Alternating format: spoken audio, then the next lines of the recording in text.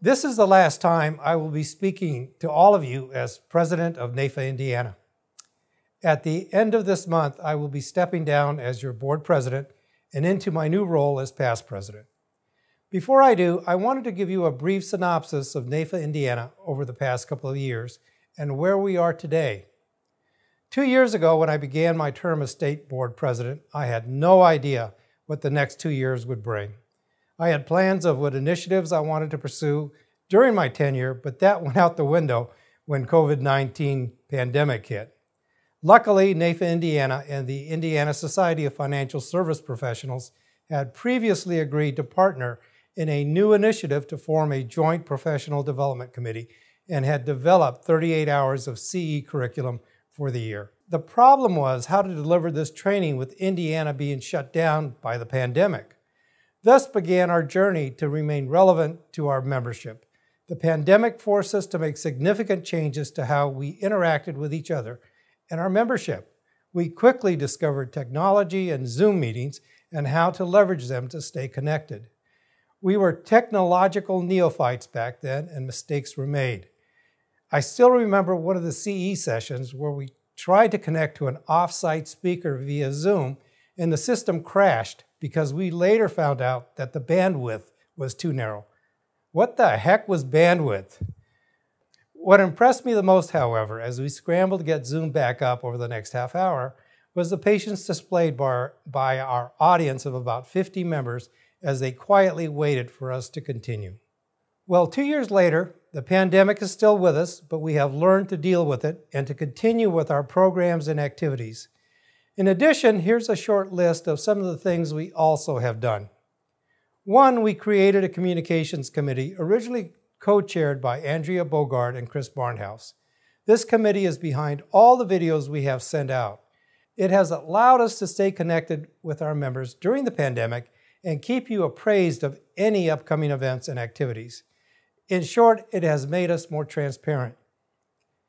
This committee has also been recognized by NAIFA National and is considered a model for other chapters to follow. Recently, this committee created a video newsletter called NAIFA Indiana This Month, which continues to develop material to share with our members. It is a great vehicle for members to get to know one another and their varied practices across the state. 2, another area of note is the startup of a sponsorship committee to engage and partner with Indiana-based financial organizations to help us develop initiatives that will increase business opportunities for our members. To date, we have engaged and partnered with 2 organizations, Ash Brokerage and Fairway Mortgage. Each of these partner organizations has a representative on our board, and we look forward to the initiatives that will come out of this committee. 3, on the legislative front, the Government Relations Committee, led by Andy Buter, has been transitioning to a more proactive role. In 2021, they sponsored 2 bills. A bill to speed up delivery of doctor records, and a bill that allows unused CE credits to be rolled over to the next renewal period. In addition, they also endorsed a bill to transition the Indiana Long-Term Care Insurance Program to Deficit Reduction Act partnership. This would make Indiana the first of the 4 original Robert Wood Johnson partnership states to adopt the more modern DRA partnership that has been fielded successfully in 42 other states. We expect this transition, once approved by the Centers for Medicare and Medicaid Services, to enhance options for Hoosiers seeking protection from the risk of long-term care and as well rejuvenate the long-term care market in Indiana. All 3 bills will improve the industry environment for both NAIFA members as well as non-members. Finally, NAIFA Indiana developed a strategic plan this year that will guide our activities over the next several years. The 3 areas of this plan include activities aimed at membership growth, brand amplification, and member experience.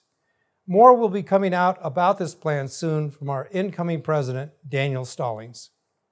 So to summarize, the past 2 years had forced NAIFA Indiana to improvise to get through this pandemic. It also forced us to reorganize to be more effective. The silver lining is this reorganization has delivered a great and diverse board, a great staff, and a great incoming president to carry the torch forward. It has been my pleasure to serve you in NAFA, Indiana as president the past 2 years. I wish you well in the coming year.